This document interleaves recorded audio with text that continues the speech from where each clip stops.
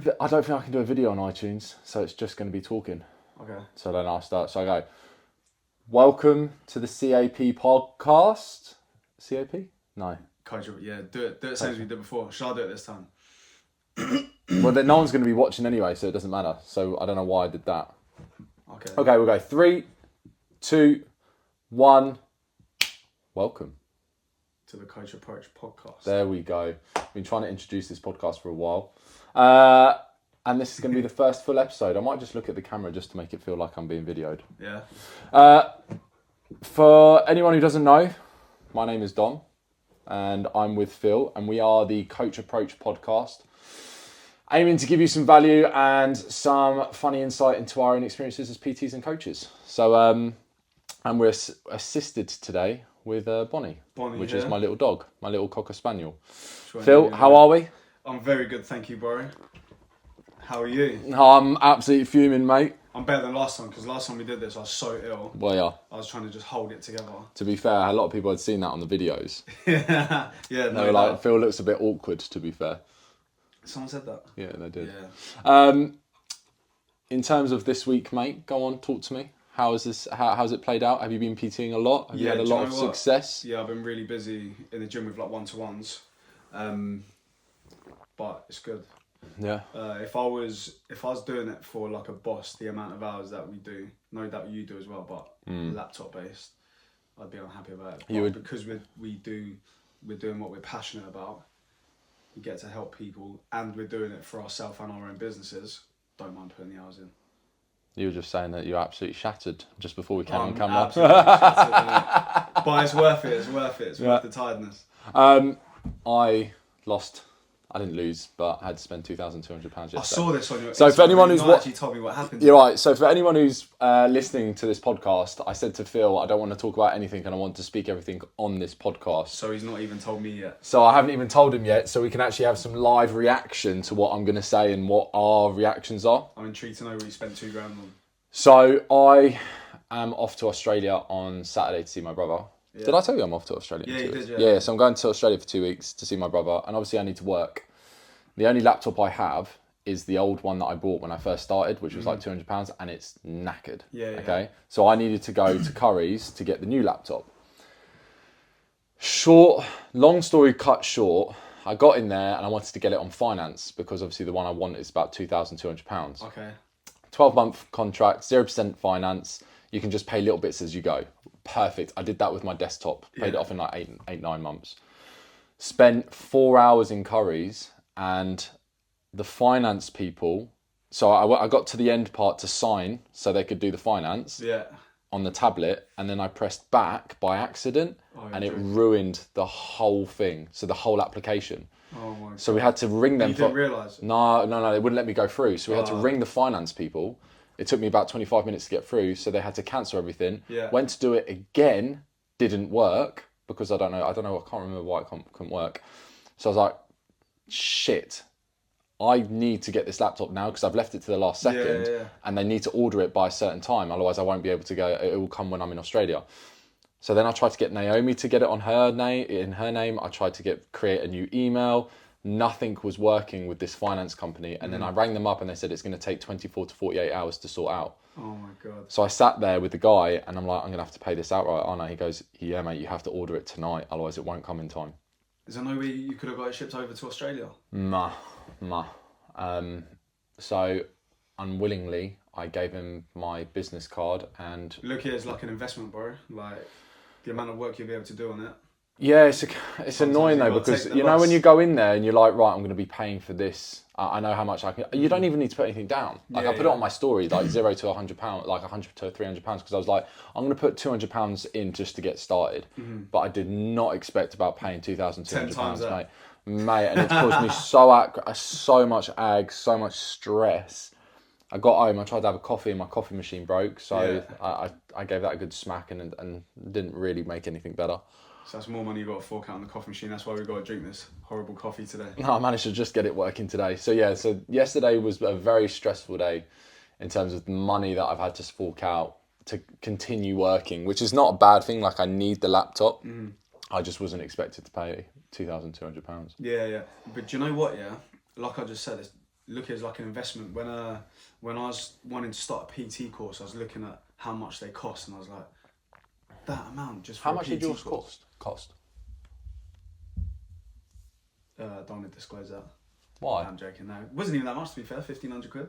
Yeah, mine was 17. Was it? Yeah, mine was 1,700. That's it. But for some people, they see that as like a lot to fork out just for a course. But then if you look at the amount that you make back from that investment, it's a worthwhile investment. It's the initial outgoings, isn't it? It's that initial. Exactly that. There you go. There's my money. It's hard to see leave the bank, but again, it's one of those things that you put into it, you get back tenfold. That $2,000, the amount that you'll make from that laptop in years to come. Yeah, but mate, just before Christmas, I was like, "Are you joking me?" Like, so am I not expecting any presents from you this year? No, absolutely not, mate. Absolutely not. Sad times. Right, so we are right. Me and Phil decided to do gym beliefs that we once thought were true or we once believed in, and we've got topics that we both haven't told each other. So again, for the purpose of this podcast, I said, Phil, don't tell me what you're going to talk about, so I can actually hear it live at the same time as you guys. Otherwise, I feel it's a little bit fake. We've got quite a few, to be fair. We've got the paper written down in front of me, so I'm going to be reading mine. So, do you want to go first or me? You go first. Gym belief number 1. My first point is all you need is protein to build a physique. Do you know what? That's actually a very solid one, to be fair. Yeah? Like we just said, we haven't got a clue about what either of us are going to mention here. So when I first started training, mine's a little bit similar to that, like my first one. But when I started to understand nutrition and how important it is with training, all you hear is protein, that you kind of forget all the other macronutrients and how important they are in regards to growth or even weight loss and energy as well. Well, all I was trying to do is get protein. If I get 100 grams of protein, I'll be all right. This. I wasn't even taking in consideration calories, fats, carbohydrates, just protein shakes. Even when I was traveling, I was like, I'm just getting protein shakes. Why? Just because, 20 grams of protein, I'll build muscle. Fucking hell, no way. Do you know what leads on from beyond that as well, is where the market has now just been sold to everyone as like protein and muscle.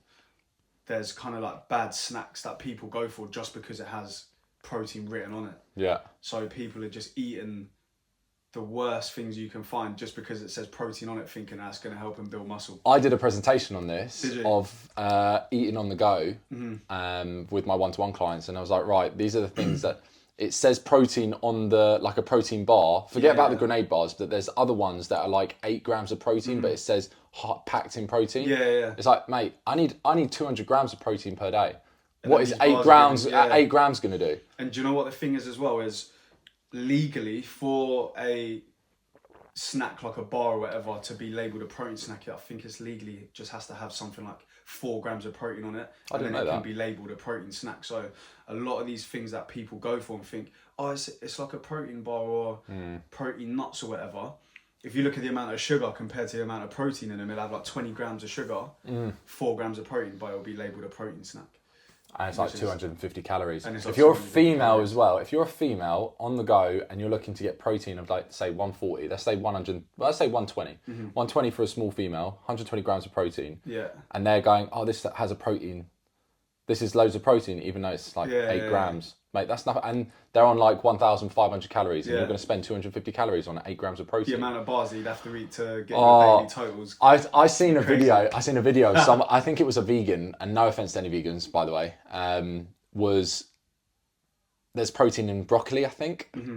And then someone did a plate, brought loads of broccoli to say how much you needed in one serving, and it was like 10 plates of broccoli. So right, if you want to eat broccoli or broccoli for protein, this is how much broccoli you need to eat in a serving just to reach this little bit of chicken. You have to eat a forest. But no, that's a really good point. Go on, what's your next one? My next one is, so I used to think that fat turned to muscle, which is what a lot of people say. So you know how people say like, I don't mind being a little bit fat because I can just turn it into muscle. Yeah. And it's like, that's something that I used to hear all the time when I first started used to say that. Yeah. Before I was a coach. Don't get me wrong, people that have higher body fat do seem to be a little bit stronger, but that's because they got more weight behind them. Weight moves weight.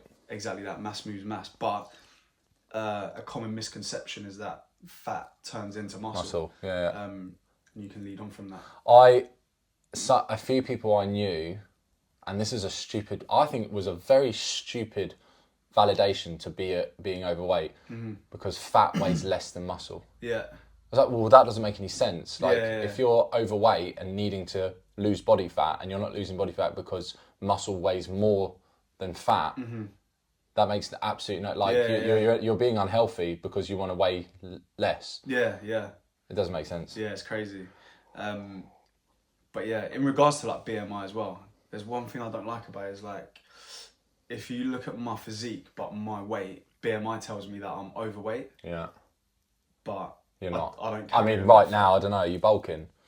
I can see a bit of a tummy, mate. I showed you a picture of my abs earlier. Let me just suck that in. Yeah, Phil actually sent me a picture of his abs. He goes, mate, look how good my abs look. I've got abs for the first time in like 2 years. Yeah, oh my, this will be funny, yeah. Actually, to be fair, we were on the phone call just before. He goes, right, for anyone that's listening, Phil rang me and he goes, mate, I've been neglecting my abs. I've just started doing it in 2 weeks, and mate, look how my abs are coming out. And I sent it to the wrong person. Yeah. Mate, abs do not come out in 2 weeks, straight away mate. Before I had a chance to delete it. Abs do not come in 2 weeks. You need to work a little bit harder than 2 weeks to get abs, I think. And also, abs are made in the kitchen. It's not just training the abs. I disagree. How you eat. I disagree with that one, actually. Go on. God, it looks like you're about to start. I'm listening. I'm about to start. I disagree. I think abs are shown in the kitchen. Absolutely. But you have to train them to grow them. Yeah, but you can't just not train abs and say you're going to get abs just from low body fat. You will, but the definition of them and how strong they look, how dense they'll be as well, and dense, will come from the gym. Of course. People that say abs are made in the kitchen, I agree with that. However, if you want to reveal strong abs, dense abs, when you do lose that body fat, you still need to train them. But again, it's that combination of, which is one of my next points actually, is marrying good nutrition alongside training is what's going to help you get the best results. Some people focus on one more than the other, thinking that's going to get them to where they want to be, but it definitely won't. Do you think that 80-20 rule applies? Do you think it's your whole fitness journey is 80% nutrition? So is that 80% nutrition, 20% training? Go on. Do you know what? A little bit, because let me explain why. I've got well itchy nose, sorry. So obviously training hard is paramount, and really important when it comes to building muscle, but you only really need to train once a day, but you're eating how many times a day compared to the amount of times that you train. Yeah. So essentially, eating is more important than training in that instance, because you can't eat once a day and train 8 times a day and get to where you want to be.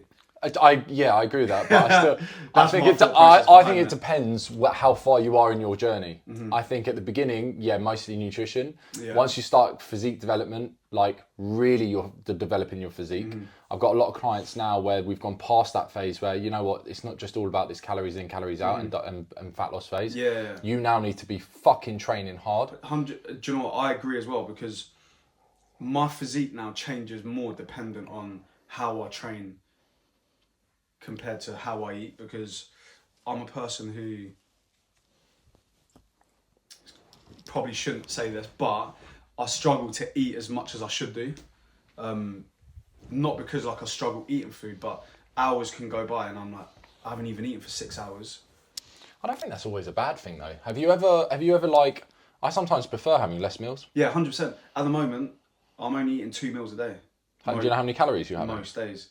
Probably about no more than 1,700. I don't know how you live on that amount. Literally, Jesus. Everyone I tell that like I've only eaten once a day and it's like 6 in the evening, they're like, how are you only eating once a day? I don't know how I don't lose weight. I don't feel fatigued. I actually do feel better for doing it. But most people whose goals are to gain muscle, and coaches would say you need to eat 5, 6, 7 times a day, eating protein every 2 hours.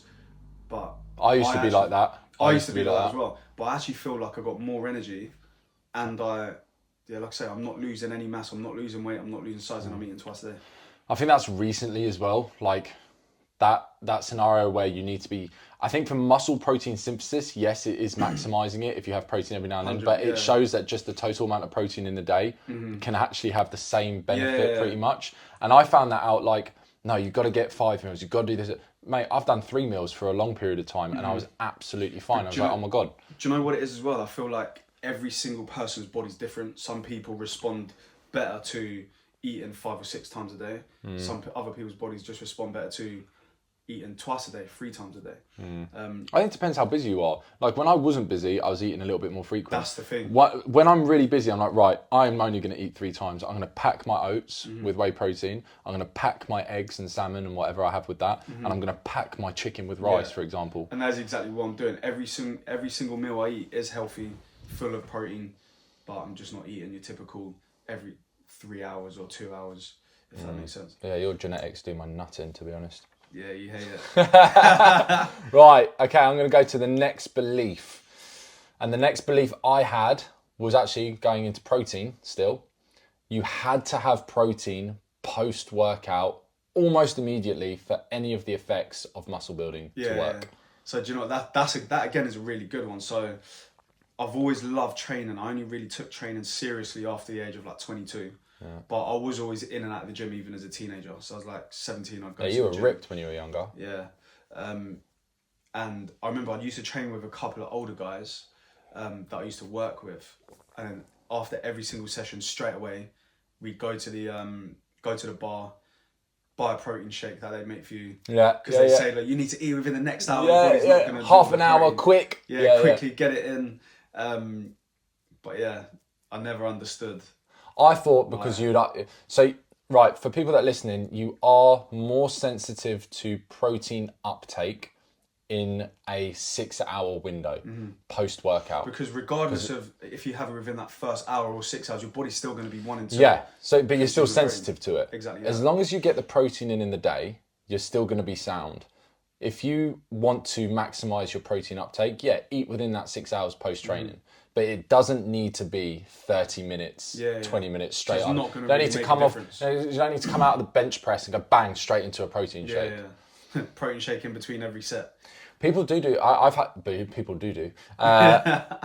I used to, when I was PTing, there'd be people drinking protein shakes during their workout. I've seen people do that as well. I hate protein shakes. That made me feel so sick. I feel like it would curdle in my stomach, and I could not do that. I needed to just drink my intra-drink in the day. I've had my pre-workout and then have both, but I could never eat or drink like a protein shake during a workout. It just feels like I would feel like shit. See, people think I'm really weird because I don't take pre-workouts. I don't have protein shakes. The only thing I take is creatine. That actually leads on to another one, which is I had another point. Excuse me. Pre-workout powder. Is that a belief that you should definitely have pre-workout powder before your workout? Personally, I don't. Yeah. I don't recommend it to anyone as well. Yeah. But each to their own. If people want to do it, then they can. When I've taken pre-workouts in the past, it just makes me feel horrible. Makes me feel all itchy, like I'm... The C4 stuff. Yeah, like I'm on drugs. Yeah. So I can't imagine that's any good. Not that I know how that feels like. But what I know is that feeling comes from all the caffeine that you're taking, which, we're having a coffee now, but you already know I'm not a massive coffee drinker. I have one a day, an hour and a half after I wake up. So optimally, hour and a half after you wake up, best time to have a coffee. But that feeling that you get from the pre-workouts is from all the caffeine, which can't be any good for your heart. That tingling sensation in your brain and in your ears and stuff. That's not a good sign. I used to. I was like, I have to have a pre-workout. I was on, like the forums when I was younger, when I was 16, 17, everyone's talking about pre-workout powder. I soon learned that the more important thing is your carbohydrates. 100%. Carbing up pre-workout, topping up your glycogen stores. Yeah. Post-workout, carbohydrates.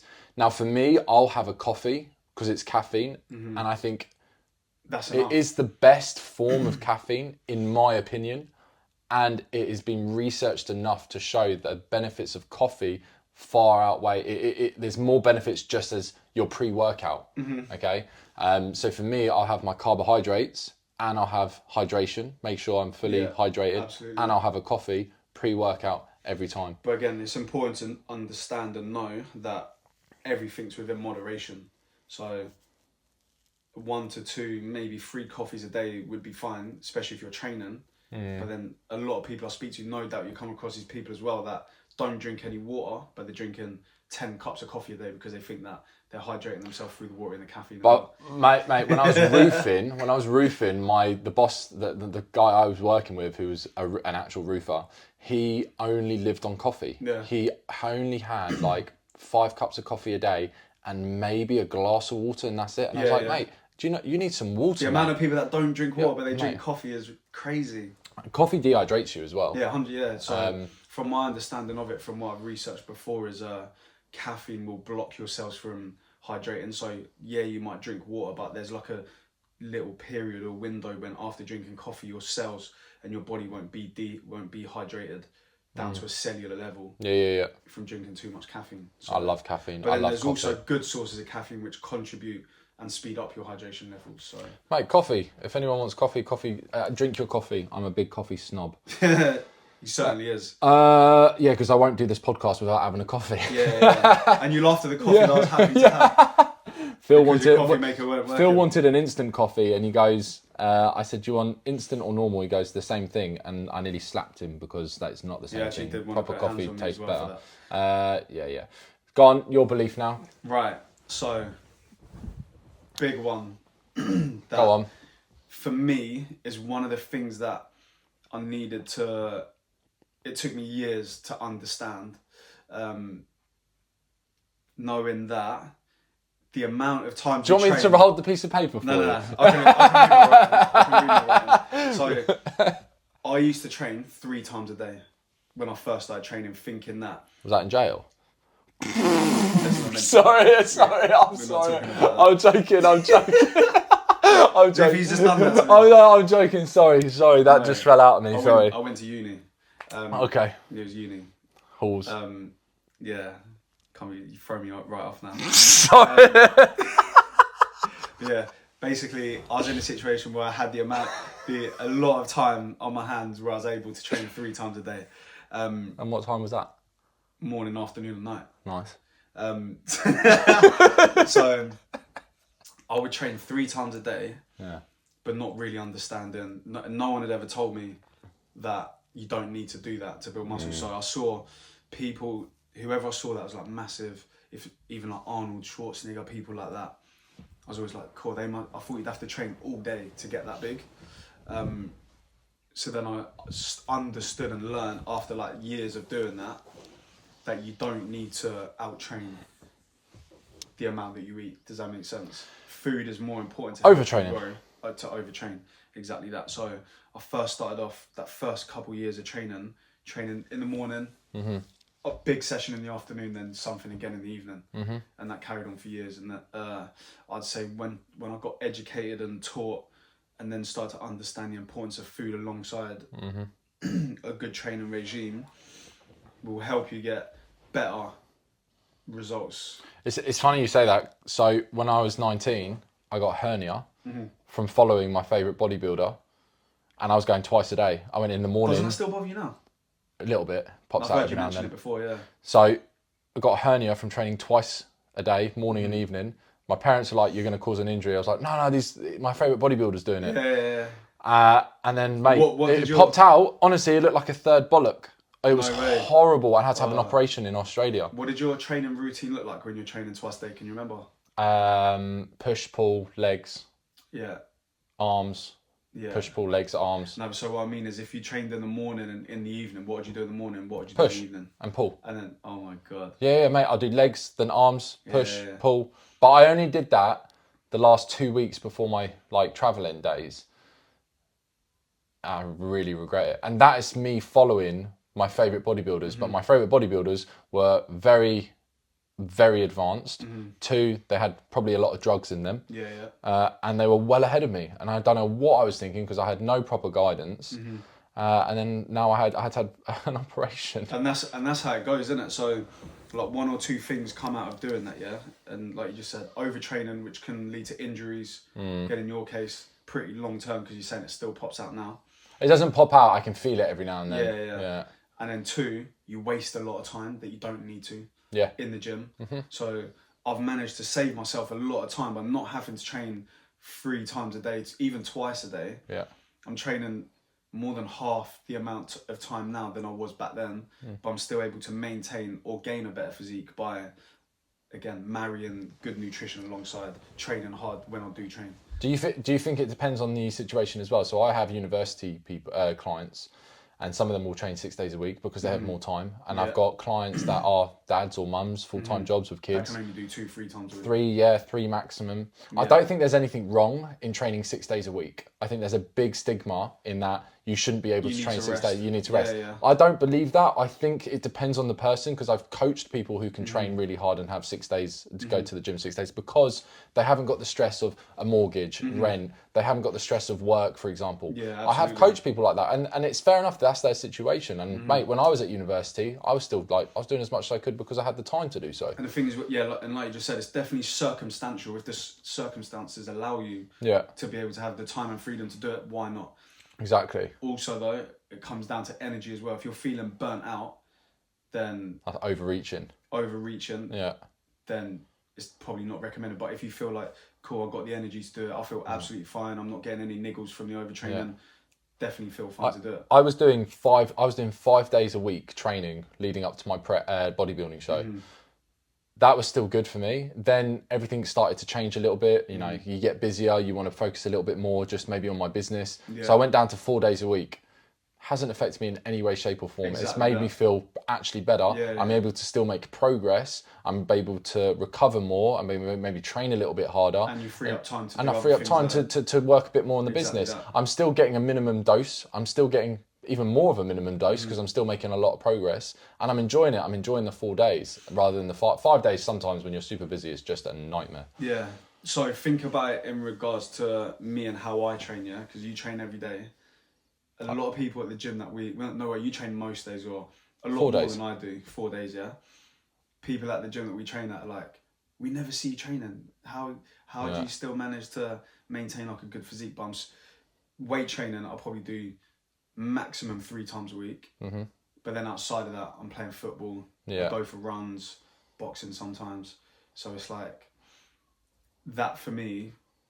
I get quite bored of the weight training, but I enjoy other aspects of training, but I'm still keeping fit and active. I think it depends on your goal. I got a bit of shit last week. I posted about resistance training and running. Did you see that? Yeah. So I got a few messages of I was one of those people about to give you shit.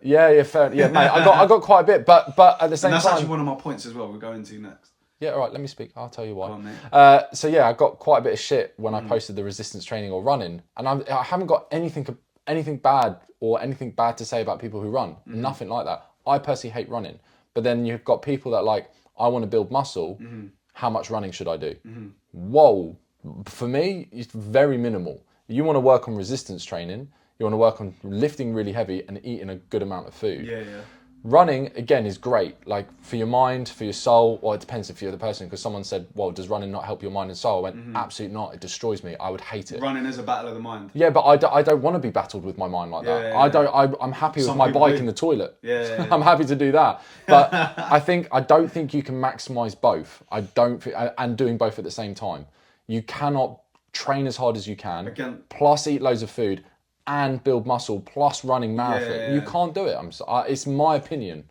So, running a marathon and trying to weight train would probably be a bit tough. You can do both, but like a little bit less of the resistance training. Exactly that. So, and I was speaking to someone about this the other day, funnily enough, because at the gym that we go to, again, there's mostly people that do competing like yourself. On stage, or like powerlifters and strongmen and things like that. So people in that mindset that want to train for that specific goal, they don't understand why someone like me, who kind of, if I worked towards the same goal, would probably do quite well in like the physique kind of stuff. But I'm not as passionate about doing that as I am about being optimal for sports and playing football. So it depends on the goal, what your goal is. It depends if you want to be more performance-based. Well, gym is still performance-based. Yeah, for sure. It depends where you want to go. And there's no right or wrong with this. There's absolutely no right or wrong. But there's a clever way if you have that particular goal. It's more than likely you need to go down that route. That route, absolutely. Because I'm always stuck in two minds between getting really strong, getting really big, or holding back on that a little bit and then being more optimal for football. But then when I focus just on the football stuff, I lose size, lose a little, not like a whole lot of strength, but it's like I'm a jack of all trades but master of none. Does that make sense? Yeah. Most people either really strong, but then they got no cardio, no fitness. Most people have really good cardio, can run a marathon, but they're not strong at all. So, trying to do both. So what are the benefits to our body through running? List them. Through running, yeah. Mental toughness. Yeah. In regards to me, playing sports, yeah, you're going to have an advantage over people that you're so your cardiovascular system, especially at the level that we play at, if you're prioritizing running as well as strength, you're going to have more of a edge on people that just play for fun. What are the benefits of running? I'm going to ask you one more time. Cardio. Yeah. Give me another benefit. So your heart is a muscle as well. Yeah. So 100%. Push blood and nutrients around the body into the muscles, helping you perform more optimally. Okay, that's one. Give me another one. Endurance.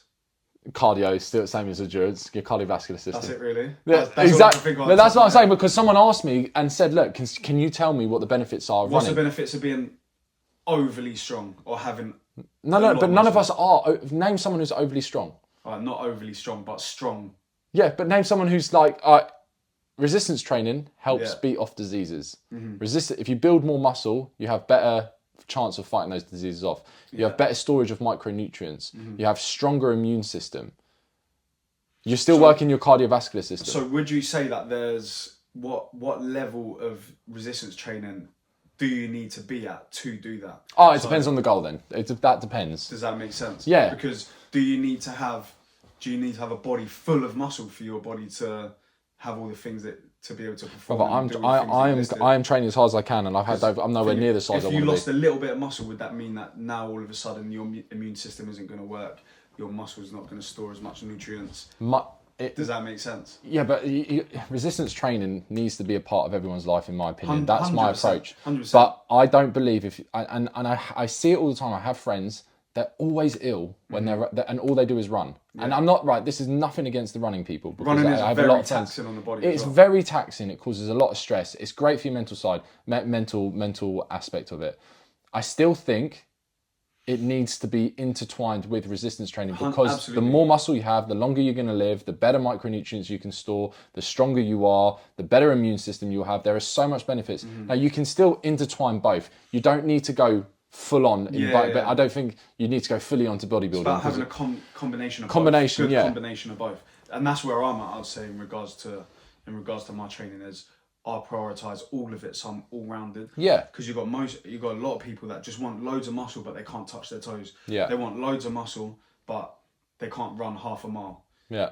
Or a lot of people can run miles, but then if it came to having to lift a car off their partner that's getting crushed, they wouldn't be able to do it. That's a great example. So you've got to be able to do all of it. That's how I think of it in my mind, is if you're strong enough to lift the car of your partner, but you're gassed out by the time you have to run to the car, that's no good. Yeah, that's true. It's true. But you are working if you're working hard enough in resistance training, you are working your cardiovascular system anyway, because your heart is beating quite hard. Yeah. And people that resistance train still do, I encourage a lot of my clients to. Mm-hmm. I still do. I'm doing 25 minutes of cardio times 2 a week, about 130 beats per minute, and I'll do one HIIT workout. Yeah. That, for me, I'm staying on top of my cardiovascular health. Of course, when I'm doing my prep, I was doing fucking hours of it. Do you ever remember one of the first times we met? Well, it wasn't one of the first times we met, but we trained together. I'm pretty sure it was during the lockdown. And I said, let's do a circuit outdoors on the beach. That was awful. He didn't last 2 minutes. Mate, you get me to do burpees and crawls on the promenade, mate. I hate that way of training. But that's a preference. Yeah. That is a preference. I hate that training. And that's the kind of training that I prefer and do actually enjoy more. And I feel like my body's actually getting it's getting beasted, if that makes sense. What would you say about people who hate weight training, but they do a little bit of it, but still prioritise more running because they love running? What's the goal? Run. Keep running then. Like you need to but resistance training will help the running as well. Obviously, if you don't go over the top. I've got clients that have done marathons, Tyler being one of them. He's just done a marathon. We've intertwined the resistance training. He's done really well. And now he's texting me, he's going, right, physique, I'm going full on with my bulk. I want to get as much muscle as possible, and he's doing jiu-jitsu. So it's like, brilliant, cool. I think for me, because I'm not a hybrid athlete or anything, I am purely physique development. A lot of my clients are coming to me for that goal, kind of goal, because it's where I'm strongest at. Yeah. I wouldn't of course I know how to carb load. I know how to manage like a week before leading up to the marathon, depending if they're bulking or cutting. I know how to approach it. But someone had asked me, "Oh, can you do me a running program?" I went, no, it's not. It's not my specialization. Yeah. But if you want physique development, I know exactly what to do. And the thing is, as well, is like for me, where I'm different is you kind of enjoy the meticulousness of building like a physique. So tracking, weighing your food. I've never really done any of that. Again, where I'm trying to be more optimally hybrid. And do more of that kind of hybrid style training. But that's where people will come to you as well. People will come to you for that. So if anyone's asking, I'm more physique development. Phil's got a good hybrid approach. Yeah. So I feel like for me, I've lost my train of thought now. We can cut this bit out. Let me try to think what I was going to say, because I was going to say something quite... No, I'm not cutting nothing out, mate. We've gone on massissive tangent on one belief. We've gone for like 10 minutes for one belief. Okay, so that's everything. I've got 2 more points. How many points have you got left? Do you know what? We've actually spoke about some of the points without having to read it out. But I do have another one that's quite interesting, because especially younger people that come into the gym that I see training.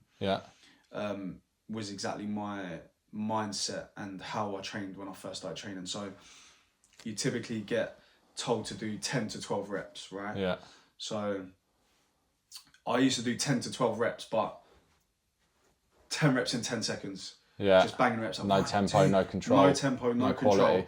Just thinking that the amount of reps we do is what's going to be the thing that's helps us build muscle. Does that make sense? Well, it depends. It's the quality of reps. Exactly that. So 10 to 12 reps, horrendous form, just making sure you're lifting as heavy as you could, getting the weight up. But again, as you know, and I've learned over time, is that it's not just the amount of reps that you do, but the quality of form, like you just said, the tempo, the control of the weight are also going to be things that adds to how well you're going to grow and develop. You need to stimulate the muscle. Exactly that. Like progressive overload should be changed to progressive stimulus to a muscle, because you can progressively overload in weight and reps, but if you're not stimulating that muscle correctly or better, it's not going to grow. And we see that time and time again. And I posted this last week. If it was as simple as moving a weight from A to B, why is not everyone that goes to the gym jacked to shit? Yeah, no, absolutely. Because people are executing it differently. They're lifting a lot of weight, but not necessarily with, like you just said, great form, stimulating the muscle enough to grow. There's people that are super strong, but really skinny. Yeah, have no muscle. But I get that a lot. Someone was on like the V-bar pull down, and I came in. They came. I can't remember, but they mentioned about going, "Oh, that's not a lot." And they were doing way more than me, and I was 2, 3 times bigger than them. And I'm like, well, there's a reason why that's happening. I was in your position before. You need to work on your execution. 100%. I remember just pulling weight and pushing weight and nothing happening. So I saw, I was doing some studying, and I saw that for the muscle to be stimulated enough to want to grow, it needs to feel tension for about 30 seconds. So that's where that 3-second eccentric rule comes from. Because if you're doing 10 to 12 reps with 3-second eccentrics, that's going to be 30 seconds of the muscle being stimulated, which is long enough for it to want to grow and develop. Does that make sense? I didn't know if you'd heard that. No, I never heard that. Anyway. I use a lot of tempo work with beginners. One, because it helps them teach them how to stimulate the muscle. If you see the big bodybuilders, a lot of them are not really doing tempo work because they've built that skill level that they can stimulate that muscle under a quick also attention. Use momentum as well while training, because they can momentum. Do you think momentum is good or bad? So this is where I think it's good. Yeah. It can be good depending on your skill level. Yeah. Because, like I just said a minute ago, it's all about controlling that eccentric portion of the movement. So using the momentum during the concentric doesn't really matter as long as you're controlling it on the way down, and then the amount of reps you do stacked up will be equivalent to, again, minimum 30 seconds, which is going to give you that stimulation for growth. I think that's correct, mate. I think tempo work is the more skilled you get, the less tempo really plays a massive factor. And I say that with a pinch of salt because my coach still uses a lot of tempo work, and he's an IFBB pro bodybuilder. Like, he still goes on about it. He does it himself. But then you've got other jacked bodybuilders who don't need to do too much. Train hard. Just train hard. Use tempo as a beginner to really learn the movement and get used to it and understand it. And get that mind-to-muscle connection. Yeah, exactly. With new people that I train, I wouldn't encourage using momentum because we want to get them to be aware of their body position, movement patterns, things like that. So it's so funny how sometimes I'll tell a client over and over and over again where to feel the muscle, where to contract a muscle, etc.